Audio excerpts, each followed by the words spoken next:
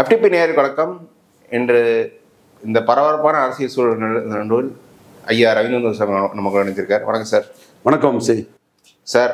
வாழ்த்துக்கள் முதல்ல. எதுக்கு வம்சி? ஏன்னா இன்னைக்கு பல அரசியல் சந்திப்புகள் நடந்துட்டு இருக்கு. அதற்கு பின்னால் உங்களோட ரோல் என்னன்னு எனக்கு நல்லா தெரியும். தெரியுதா?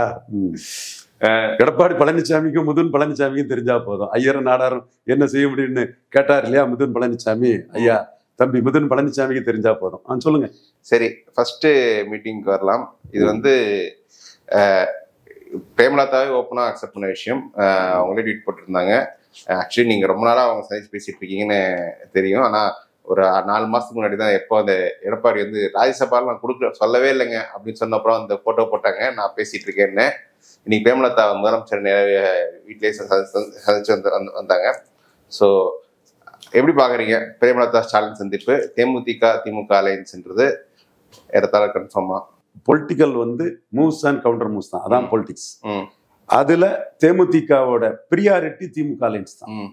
இவர் கொடுக்கக்கூடிய ராஜ்யசபா வச்சு எதுவும் பண்ண முடியாது. இன்னைக்கு உள்ள மைனாரிட்டி சென்ட்ரல் கவர்மெண்ட்ல ஒரு மெஜாரிட்டி சென்ட்ரல் கவர்மெண்ட்ல ஒரு பிரைம் மினிஸ்டர் நினைச்சா கூட ராஜ்யசபாவுக்கு ஒரு மத்திய அமைச்சர் பதவி கொடுக்கலாம்.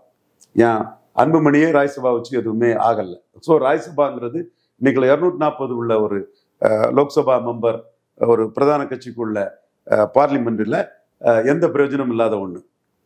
அதே வேளையில எடப்பாடி பழனிசாமியால தேமுதிக எம்எல்ஏ ஆக முடியுமா? இதான் கொஸ்டின்.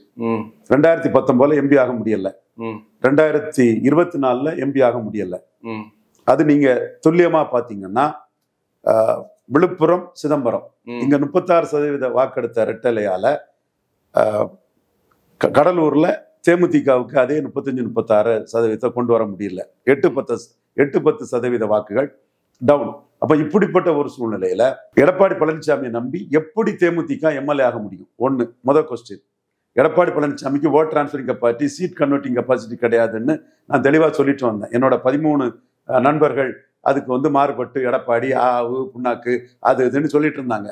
நான் vote transferring capacity, seat converting capacity கிடையாதுங்கிற கருத்தை நான் சொன்னேன். இன்னைக்கு தேமுதிக அவங்க ஸ்டாலின ஃபேமிலியோட கட்சி நிர்வாகிகளோட போய் சந்திச்சிருக்காங்கன்னா அந்த இது உறுதிப்படுறதா தான் நான் கருதுறேன். இன்னொன்னு 10.5 அந்த இடஒதுக்கீட்டுல ஐயா எடப்பாடி பழனிசாமி நிலைப்பாடு 2021 தேமுதிகவை அவங்க கலத்தி விட்டாங்க. அதுல கேபிஎம்முக்கு ரோலும் ரொம்ப பெருசு. அப்போ கேபிஎம் கட்டுப்படுத்துறதுக்கு எடப்பாடி பழனிசாமியால முடியல. காரணம் அவர் பை காஸ்ட் 1 இயர் 1 இயரை நம்பிதான் எடப்பாடி பழனிசாமிக்கு அரசியல் இருக்குது. ஸோ அவர் 10.5 கொடுக்கணும்னு முடிவு பண்ணிட்டாரு. எடப்பாடியில ஜெயிக்கிறதுக்கு 10.5 கொடுக்கணும்னு முடிவு பண்ணிட்டாரு. அப்போ பாமக தான் முக்கியம், தேமுதிக அவ்வளவு முக்கியம் இல்லைங்கிற முடிவை எடப்பாடி பழனிசாமி எடுக்கிறாரு.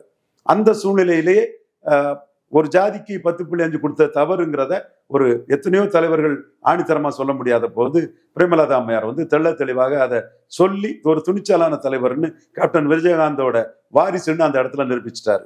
இன்னொரு இடத்துக்குள்ள ஜாதிவாரி கணக்கெடுப்பு நடத்தாம அதை கொடுத்த தவறுன்னு ஒரு அரசியல் விமர்சகரா தமிழ் மண்ணில் தாளக்கிடப்பாறை தற்காப்பதே தர்மங்கிற ஐயா வைகுண்டர் வழியில தாண்டிங்க நாடார் தொண்டனா அன்னைக்கே நான் எடப்பாடி பழனிசாமியா இவர் சுனில் கனகூலு நாயுடுகார முயற்சி, சுனில் கனகூலு காரு முயற்சியை நான் கடுமையா நான் கண்டிச்சேன். அதுவும் உங்களுக்கெல்லாம் தெரிஞ்ச ஒரு விஷயம்தான். அப்போ அரசியல் களத்துக்குள்ள இந்த இடம் பாமக தான் முக்கியம்னு எடப்பாடி பழனிசாமி ஒரு முடிவு எடுக்கிறாரு. அதற்கு பிறகு 2024 பாமக என்டிஏக்கு போயிடுறாங்க. Doctor Ramadoss true to his caste என்டிஏக்கு போயிடுறாரு அவர். அப்போ இவங்க வேற வழி இல்லாம 5 சீட்டை தேமுதிக கொடுக்குறாங்க. மீண்டும் சட்டமன்ற தேர்தல் வருது. எடப்பாடிக்கு எடப்பாடியில ஜெயிக்கணும். அப்போ ராஜ்யசபா கொடுப்பீங்களான்னு கேட்கும்போது டென்ஷன் ஆகிறாரு, கோவப்படுறாரு. ஏன்னா பாமக கோவப்படக்கூடாதுன்னா எனக்கு பாமக தான் முக்கியம், தேமுதிக முக்கியம் இல்லைன்னு திரும்ப திரும்ப நிரூபிக்கிறாரு எடப்பாடி. சட்டமன்ற தொகுதி உறுப்பினர், முன்னாள் முதல்வர், இந்நாள் எதிர்கட்சி தலைவர் ஐயா எடப்பாடி பழனிசாமி ஐயா அவர்கள். அதுல அவரு என்ன பாக்குறாருன்னா பாமக கூட்டணி முக்கியம்னு பாக்குறாரு. ஃபைனலா கடலூர் கூட்டம் வருது. 10.5 நான் தான் கொடுத்தேன் தருவாங்கிறாரு. தென் ஜெயங்கொண்டம் கூட்டம் வருது. ஜெயங்கொண்டம் கூட்டத்தில் என்ன சொல்றாரு? என்டிஏல பாமக இருக்குது, பாமக நம்ம கூட வரணும்னு சொல்றாரு. ஆக பிரிந்து நிற்கக்கூடிய பாமகவை ஒன்றாக காட்டி ஒன்றாகுவாங்க, அது வேற விஷயம், ஒன்றாக காட்டி தேமுதிகவை புறந்தள்ளுறாரு. ஸோ இதெல்லாம் பார்க்கும்போது இவர் சொல்லக்கூடிய ராஜ்சபா மட்டும் நம்பி களமாடனா அது வேலைக்கு ஆகாது. இவரை நம்பி போக முடியாது. இவர் பாமகவுக்கு முக்கியத்துவம் கொடுத்து இவர் எடுக்கக்கூடிய அரசியல் நிலைப்பாடு தேமுதிகவை 2021 கலத்தி விட்ட மாதிரி கலத்தி விடக்கூடிய சூழ்நிலைக்கும் கொண்டு போகுங்கிற ஒரு சூழ்நிலையில அவங்க அனுபவம் படிப்பினு திமுக ஆப்ஷனை தெளிவா ஓபன் பண்ணிட்டாங்க. அது டிசிசிவா ஓபன் பண்ணிட்டாங்க. பிரியாரிட்டியே திமுக தான் காட்டுது. ஏன்னா ரீசெண்டா நாங்க தொகுதி வாரியா நம்ம ஒரு அனாலிசிஸ் தான் பண்ணிட்டு இருக்கோம்.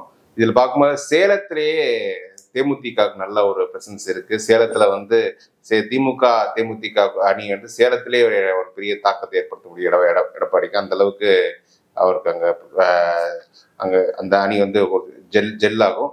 ஸோ எடப்பாடிக்கு இதுவே பெரிய செட்பேக் நினைக்கிறீங்களா? பாமக இருக்க பிரச்சனை ஒரு பக்கம் இருக்கும்போது இவர் தேமுதிக அங்க போய் திமுகவுடன் போறதுன்றது எடப்பாடிக்கு எப்படி செட்பேக்? சேலத்துல செல்வாக்கு இருக்குது, நான் மறக்க வரல. சாத்தூர்ல தேமுதிக செல்வாக்கு இருக்கு. சாத்தூர்ல பிரபாகரன் ஒரு மறவர் சமூகத்தை சேர்ந்த ஒரு சகோதரன் எங்களுடைய பாசிட்டிவ் சோசியல் ஜஸ்டிஸ் டீம்ல இருக்கிறான். என்னை முழுமையா நம்புறவன். சசிகலா அம்மையாருக்கு, நடராஜனுக்கு இதெல்லாம் என்னோட செயல்பாடு நியாயம்னு சொல்லக்கூடிய முக்குலத்தோர் தம்பி.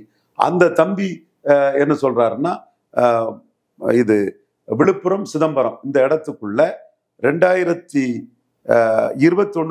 40% அதிமுக அணி எடுத்த ஓட்டை விட இன்னைக்கு பல பூத்துகள்ல தேமுதிக ஆதரவுல பறையர் பிற சமூகங்கள், அதாவது வன்னியர் அல்லாத மற்ற பிசி, நாயுடு, தேவாங்கர் செட்டியார், 24 மல்லி செட்டியார், இவங்கெல்லாம் இருக்கக்கூடிய பூத்துகள்ல தேமுதிகவில் பெரிய அளவு சிதம்பரம் விழுப்புரத்துக்குள்ளே வாக்கு வந்திருக்குங்கிறத பூத் வாரியா அந்த பிரபாகரங்கிற கேப்டன் விஜயகாந்த் லாயலிஸ்ட் பிரேமலதா விஜயகாந்த் அம்மையார் பாலவர் தெளிவா கொடுக்குறாரு.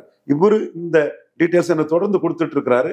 அந்த இதை பார்க்கும்போது சேலம் தருமபுரி பல்ட்டுக்குள்ளேயும் பிரேமலதா அம்மையார் தலைமையிலான தேமுதிக பெரிய அளவு அதிமுகவுக்கு கான்ட்ரிபியூட் பண்ணியிருக்குது. ஆனா அந்த ராஜ்சபா விஷயத்துல எடப்பாடி நடந்து கொண்ட விதம் ஒரு இன்சல்ட்டா தான் அந்த கம்யூனிட்டி மக்களும் அந்த ஆதரவாளர்களும் பார்த்தாங்க.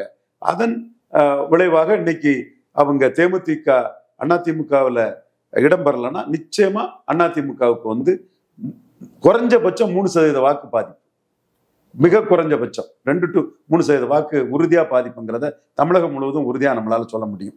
அது சில பகுதிகளில் தெலுங்கு தாய்மொழி மக்கள் வாழக்கூடிய பகுதிகளில் கொஞ்சம் கணிசமாட்டே 7-8% அளவுக்கு இருக்குது. அட்டவணை பிரிவு சம மக்கள் மத்தியிலும் விஜயகாந்துக்கு செல்வாக்கு இருக்கு. பரவலாட்டு செல்வாக்குனால கூட குறிப்பா பல தொகுதிகளில் தேமுதிக இழப்பு அதிமுக ரொம்ப பாதிக்கும்னு தான் நான் உறுதியா நம்புறேன். சீட் கன்வெர்ட் ஆகக்கூடிய இடங்கள்ல அந்த சீட் கன்வெர்டபிலிட்டியை காலி பண்றதுக்கு தான் ஸ்டாலின் தேமுதிகவை கூட்டணியில சேர்க்கணும்னு முடிவெடுப்பார் நான் கருதுறேன். ஓகே, அப்படி கூட்டணி சேர்க்கறதால இப்போ அவர் 2.5% ஓட்டுக்கு அவங்க சீட்டு கொடுப்பாங்கல்ல, மற்ற கூட்டணி கட்சியும் ஆல்ரெடி இருக்காங்க, அதோட அதிகமாக தான் பிளேஸ் பண்ணணும். அது எப்படி வருதுங்கிறத நம்ம பொறுத்திருந்து பார்ப்போம். ஆனா தேமுதிக கூட்டணி வின் இருக்குங்கிற மட்டும் தெரியுது. தேமுதிகவுக்கும் பல நிர்பந்தங்கள் இருக்குது. தொடர் தோல்வியில இருக்காங்க. 2011 எதிர்கட்சி தலைவரா ஆனதுல இருந்து 14 தோல்வி, 19 தோல்வி, 21 தோல்வி, 24 தோல்வி, 4 தோல்வி அவங்க சந்திச்சுட்டாங்க. எதிர்கட்சி தலைவரா சாதனை படைச்சவங்க 4 தோல்வி சந்திச்சுட்டாங்க. 5வது ஒரு வெற்றி அவங்களுக்கு தேவை. அந்த வெற்றி எடப்பாடி பழனிசாமியால சாத்தியம் இல்லை. ஒரு கட்டத்துக்குள்ள ஜெயலலிதா அம்மையார் பாமகவை திமுக அணியில இருந்து 2001 தூக்குனாங்கன்னா பாமக அங்க இருந்து 50 தொகுதி வெற்றி பெற்றுவாங்க. அந்த 50ல 27 பாமக கொடுக்கல, நமக்கு நஷ்டம் இல்லைங்கிற ஒரு வியாபார கணக்கு தான். அதே ஜெயலலிதா அம்மையார் 2001 போட்ட அதே வியாபார கணக்கை ஸ்டாலின் தெளிவா 2026க்காக போடலாம். தேமுதிக அங்க இருந்தா எத்தனை தொகுதி வின்னபிலிட்டி வர்றதுக்கு வாய்ப்பு உண்டு. அந்த எத்தனை தொகுதியை தேமுதிக வின்னபிலிட்டியை காலி பண்ணும். ஸோ அந்த வின்னபிலிட்டியை காலி பண்ணக்கூடிய ஒரு கட்சியா கருதி தேமுதிகவை ஸ்டாலின் மதிச்சு எடுக்கலாம். அந்த மதிப்பை ஸ்டாலின் கொடுத்துட்டாரு. அதுல அவர் கன்வின்ஸ் ஆயிட்டாரு. சமூக ரீதியாகவும் அரசியல் ரீதியாகவும் தேமுதிக தேவைங்கிறதுல ஸ்டாலின் கன்வின்ஸ் ஆயிட்டாருன்னு நான் கருதுறேன். Seeing is believing. அதை பொறுத்திருந்து பார்க்கலாம். கருதுறீங்களா இல்ல கன்வின்ஸ் பண்ணதே நீங்களா? அது ஸ்டாலின் என்ன முடிவெடுக்கிறாருன்னு பொறுத்திருந்து பார்ப்போம். அவர் ரொம்ப நுணுக்கமான அரசியல் அறிவுள்ள ஒரு தலைவர். ஆனா பிரேமலதாவை நீங்க சந்திச்சு பேசும்போது அவங்க டிஸ்பிரஷர் அவங்க வெளிப்படுத்தாங்க எடப்பாடி ட்ரீட் பண்ண விதத்தை பார்த்து. இல்ல அவங்க ஆப்ஷன் ஓப்பன் இருந்தாங்க. அவங்களோட முக்கியத்துவத்தை நாம வெளிப்படுத்தணும்.